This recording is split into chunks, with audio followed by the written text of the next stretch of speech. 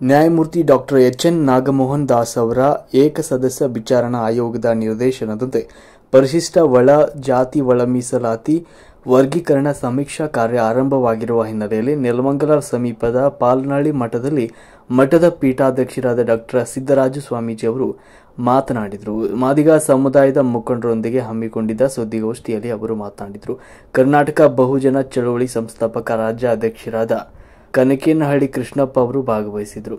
ಸಂದರ್ಭದಲ್ಲಿ ಬಿಜೆಪಿ ಮುಖಂಡರು, ಹೈಕೋರ್ಟ್ ವಕೀಲರಾದ ದೊಡ್ಡೇರಿ ವೆಂಕಟೇಶ್, ಡಿಎಸ್ಎಸ್ ವೀರಣ್ಣ, ಮಾಗಡಿ ಪುರಸಭೆ ಮಾಜಿ ಅಧ್ಯಕ್ಷ ರಂಗ ಹನುಮಯ್ಯ, ಮಾಡಬಾಳ್, ಜಯರಾಮ್, ವೀರಯ್ಯ, ನೆಲಮಂಗಲ ಕಾಂಗ್ರೆಸ್ ಮುಖಂಡರಾದ ನಾಗರತ್ನಮ್ಮ, ಹನುಮಂತರಾಯಪ್ಪ, ಪ್ರೊಫೆಸರ್ ಬಿ. ಕೃಷ್ಣಪ್ಪ, ಸ್ಥಾಪಿತ ದಲಿತ ಸಂಘರ್ಷ ಸಮಿತಿ ನೆಲಮಂಗಲ ತಾಲೂಕು ಸಂಘಟನಾ ಸಂಚಾಲಕ ವೆಂಕಟೇಶ್, ಮೂಗನಹಳ್ಳಿ ನಾಗರಾಜ್, ಕರ್ನಾಟಕ ಬಹುಜನ ಚಳವಳಿ ರಾಮನಗರ ಜಿಲ್ಲಾಧ್ಯಕ್ಷ ಕಿರಣ್ ನರಸಾಪುರ್, ನೆಲಮಂಗಲ ತಾಲೂಕು ಅಧ್ಯಕ್ಷ ಕೆಂಪರಾಜು, ಚಿಕ್ಕಮಾರನಹಳ್ಳಿ ಶಿವು, ಉಮಾದೇವಿ, ನೆಲಮಂಗಲ ಸೇರಿದಂತೆ ಹಲವಾರು ಮುಖಂಡರು, ವಿವಿಧ ಸಂಘಟನೆಗಳ ಪದಾಧಿಕಾರಿಗಳು ಸಂದರ್ಭದಲ್ಲಿ ಉಪಸ್ಥಿತರಿದ್ದರು.